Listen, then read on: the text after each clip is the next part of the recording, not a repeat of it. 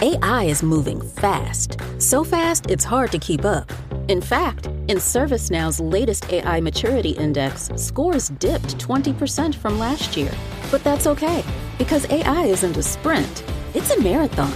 You may be behind today, but tomorrow you could be a pace setter. Dive into ServiceNow's AI Maturity Index and see how you can innovate as fast as your ambitions. Visit servicenow.com/AI maturity. Welcome to Good Morning Hospitality, your one-stop shop for the latest news, noteworthy trends, and thought-provoking discussions across the industry. From hotels and short-term rentals to all things travel and hospitality, you'll find each episode equips you with the information that you need to start your week. Join us on Good Morning Hospitality every Monday, wherever you get your podcasts.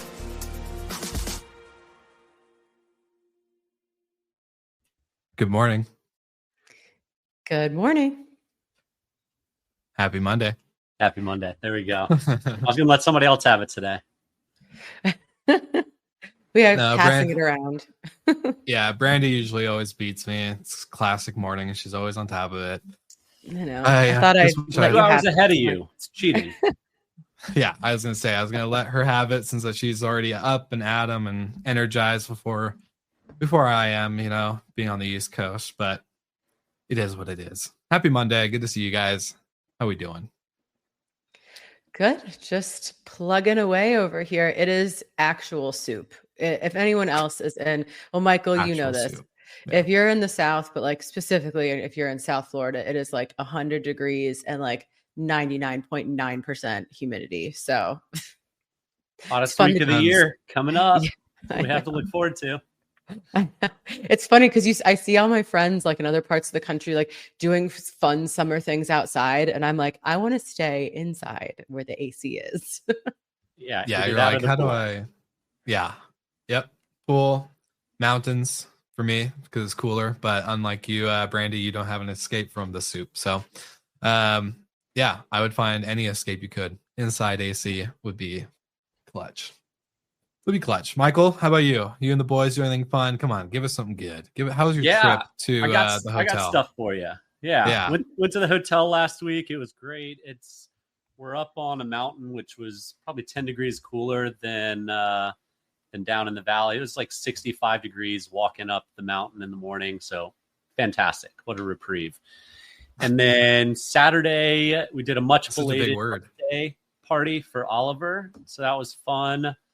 And then yesterday was my birthday. So had a good day. Had a good relaxed week. Belated birthday, brother. Sorry that we didn't send you any text messages. My calendar must have not gone off.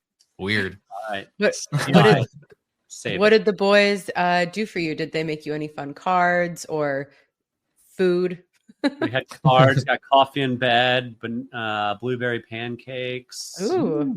And then Daddy cooked some fillets last night. So let's go. Had some One Hope wine. Shout out Brandon Hall. Will, you know about that? Oh yeah. Brandon's got some good wine. For sure. Lovely. Well, happy belated birthday. Glad you had a good time. Not the same old, Will.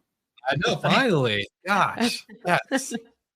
For all the GMH listeners out there, we finally got an update from Michael Golden outside of same old.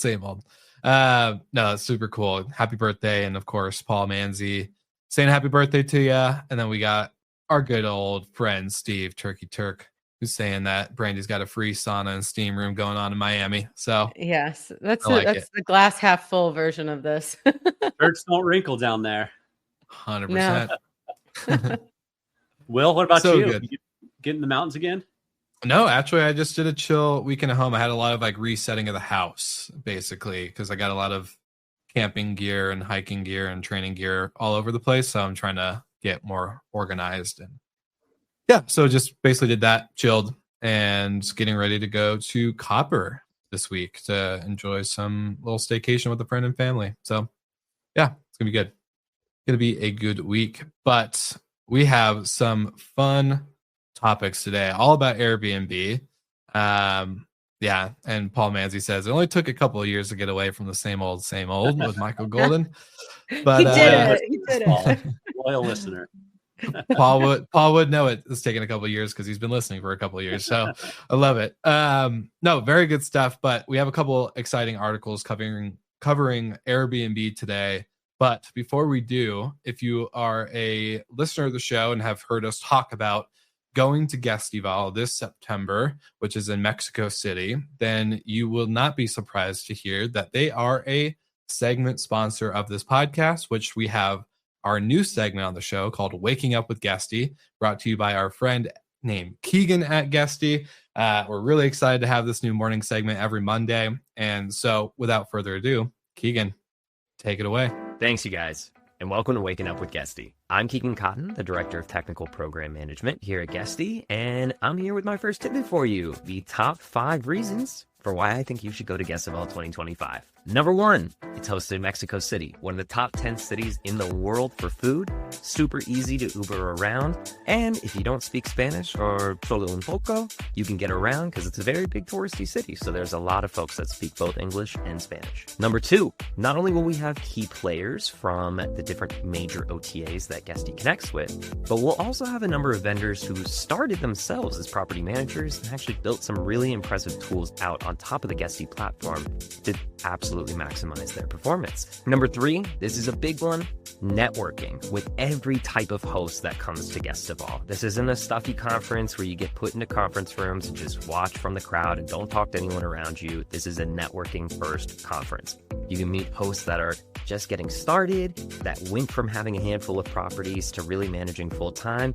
Even folks have grown so large that they bring in a full team to manage on their behalf. We'll actually be facilitating roundtable discussions at the conference where you can sit across from your fellow property managers and actively discuss some of the harder hitting issues that are facing the industry today. Number 4, we'll actually have the largest PMC in the US, Casa Ghost, speaking at the conference, so always good to see how it's being done. And number 5, I will actually be at Guestival myself with members of the TPM team, ready to sit down with customers to go through their Guesty configuration one-on-one and make tailored recommendations for how we think you can perform best in your geo with your inventory. If you've already purchased your ticket to Guestival, we'll be reaching out a little bit closer to the event to get those meetings scheduled. And if you haven't bought your ticket to Guestival yet, after these 5 reasons, what are you waiting for? Jokes aside, we'd love to see you in Mexico City. But for now, back to the podcast. Over to you. All right, Keegan, thanks for that. And yes, we're very excited for Mexico City as we are getting ready to have some fun in the sun. So shout out to one more reason. I would also say, yeah, another great reason to go is that Guesty usually throws a really awesome closing party. So just throwing that out there as well. There's usually 100%. A lot of dancing. Yes, I can't wait. I can't wait to shake it. It's going to be shaking it off like Taylor Swift invented the words, you know?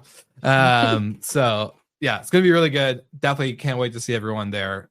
Grab your tickets. The links will be in the show notes. And if you're watching on the live, you can grab the link within our LinkedIn page and YouTube as well. All right, gang, let's jump in. All things Airbnb this week. Golden, Brandy, who wants to take it away? Yeah, I'd love to kick it off first because it's not too often that I'm completely in agreement with Airbnb and will completely back them.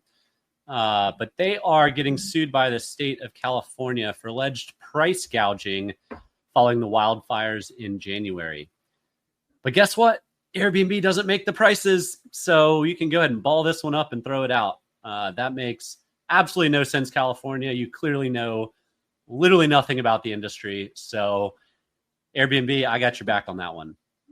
There's another one that we'll talk about in a second that I don't have your back on. But any thoughts on that to cap it off, Will and Brandy?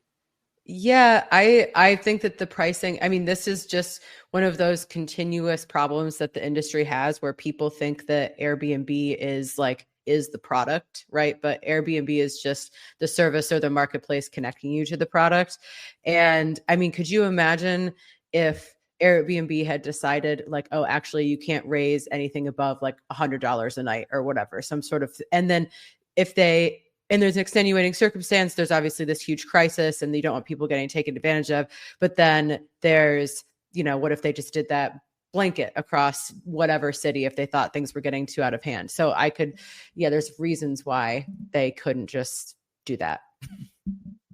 Yeah, but I was going to say that's also kind of Airbnb. This is on Airbnb, not for the price gouging piece, but this is on Airbnb for making themselves the Kleenex of the industry, right? Where they become everything and they are like, we are Airbnb. We're Airbnb. Or I'm an Airbnb host. I'm an Airbnb host. Everyone thinks, oh, how are you competing against Airbnb when you tell them that? They're like, what are you talking about? I'm on their platform. I'm not competing against them. So there are a lot of people, I think, that are very confused on the difference between a host and Airbnb itself. And that is on Airbnb. That is on them as a marketing machine. They created that message. That's a great take. That said, a lawyer in a courtroom is going to be like, that's not our business. 100%. Crash it. 100%. Legally, it's nothing. But just from a society, right. Yeah, I get that take for sure. Let's go to somebody. Somebody has to be responsible for these fires, and it's going to be Airbnb. Now, also in the Skift article, which I won't take Airbnb's back on, Airbnb fell short of actually verifying verified properties on Airbnb. The state is alleging 2,000 to 3,000 properties. Oh, sorry, wrong section. Verified hosts are basically stating the wrong property. They don't even own the property. It's at the wrong address. It's miles away. It could even be in a different city. And so California gave a number of examples of these in the lawsuit. And it's just simply, it's not a good look for the industry. If you're saying these are verified homes, you can trust us. And that person doesn't exist, that property doesn't exist, or it's in a town miles away, or it's 3 streets over. I mean, we all know that in a city, things can change from safe to unsafe in blocks. Yeah. So that they are responsible for. I do not have your back on that, Airbnb.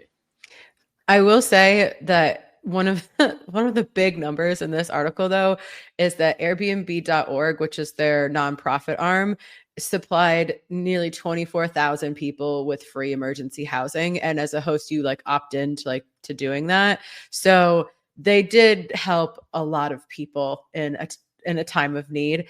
I would say that my personal opinion is that maybe out of all of the different entities or companies that could have played a role in this tragedy, I don't know if coming after Airbnb, it might just be the low-hanging fruit because it's so public. But I don't know if this was the right call. But Airbnb is good at anything. It is taking a negative PR moment and spinning it to their advantage somehow. Because look, we're talking about it. So, Yeah.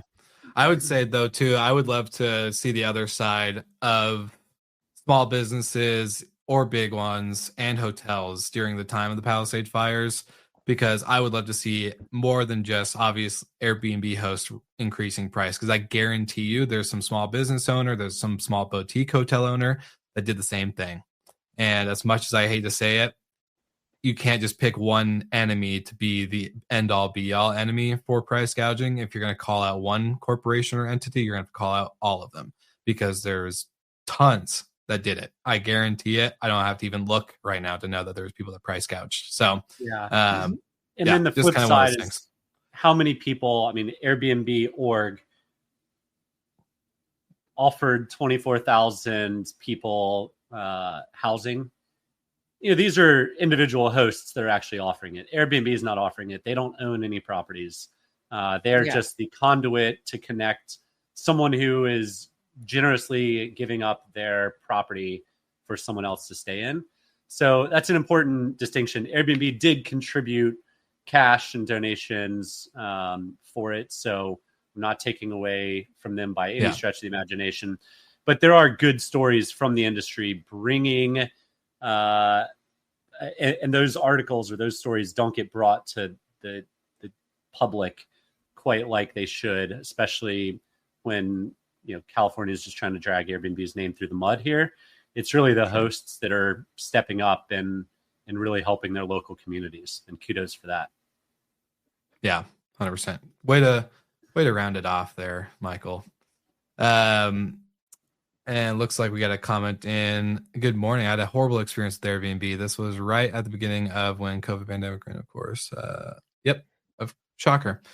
The platform that controls everything. Anyways, sorry, not to go down that rabbit hole, but yes, if you're tuning in live, comment on where you are tuning in from. We'd love to have our live viewers showcased on the show. But are we moving on to the next another Airbnb topic? Yeah, another one. But this one is, very of the moment, because we haven't said the magic words yet on the show. Here we go. It's an AI story. But yeah, Skip talking about what if Airbnb builds the best travel app. And off camera, we were talking about how, Marriott Homes and Villas has really been leading. I mean, they were the first ones out the gate in our industry to, have an AI search tool. And it seems like Airbnb bought Game Planner AI to do just this kind of things. And, in comparison to Marriott, like Airbnb does already have this app that a lot of people interface with. So even though Airbnb is maybe like the second player in our space to this game, they have a lot of the structure to maybe take the lead. Yeah, it's not often that Airbnb is not the first mover, whereas Marriott Homes and Villas announced this, at the end of last year, beginning of this year. So it's, I don't know. Instead of checking boxes of, I want a beachfront property with a hot tub and a pool, I just have to type it out. So I still think there's going to be an immense amount of AI in Airbnb's platform. I mean, they spent a boatload of money on it. And to Brandy's point, they have a ton of data on travelers, traveler behavior, properties, etc., that they will be able to incorporate over time. But they're probably just in the gathering phase now. And this is just, quite frankly, a light lift to put an LLM into their search function. Yeah. I was going to say, I don't think we're the ones to see Airbnb, at least when it comes to mainstream fads or trends like AI. They're not the ones to move super fast on it. They're not the ones to move first, as you made the point, Brandy. Like, yeah, Marriott Homes and Villas had this pretty much done a year or two ago, where this is just an enhancement of basically adding ChatGPT to search, where Michael was saying you're not checking boxes, you're just typing out the words and the vibes that you want for your vacation, which I could see. But I would be curious on, the questions that come out from this as a host is, how's this going to impact my ranking, my searchability? I want to know just how the game is going to change in terms of Airbnb bringing eyeballs to my unit or my home, rather than obviously like having the AI features, which again is going to be great, I'm sure, and it's going to be a learning adaptation over time for the traveler. But yeah, I'd be curious, like, okay, you're going to make these changes, what's going to happen to me? What's going to happen to my property? What's going to happen to my inventory? That's the main concern, right?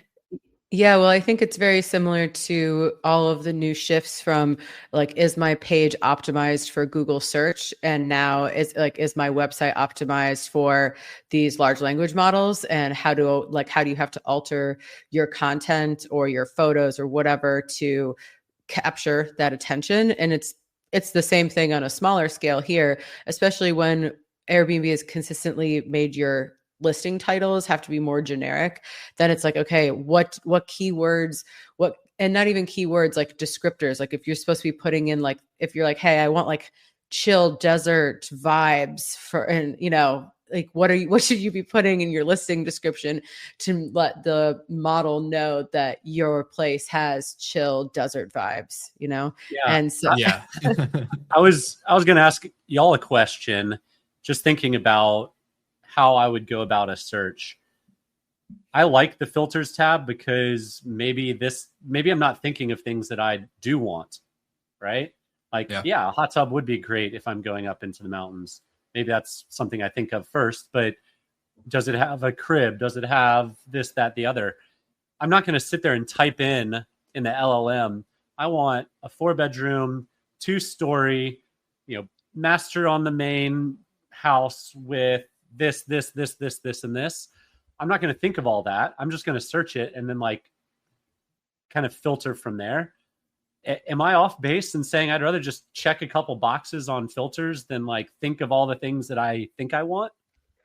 Yeah, it's this is where you come up with those friction points with the new technology, right? Because the old way of just clicking on filters seems to be faster and more efficient, but maybe we just haven't really learned how to prompt appropriately yet. Like, but yeah, that's also kind of, I understand where these OTAs are trying to first like implement AI because you have to at this point, like to continue relevance, but also this might not be the best function of AI. It was just kind of something that was an easy, not necessarily easy. I have no idea how difficult this was, but like this was a first mover option of like, hey, this is how we can get AI into the platform in a way that's not a chatbot.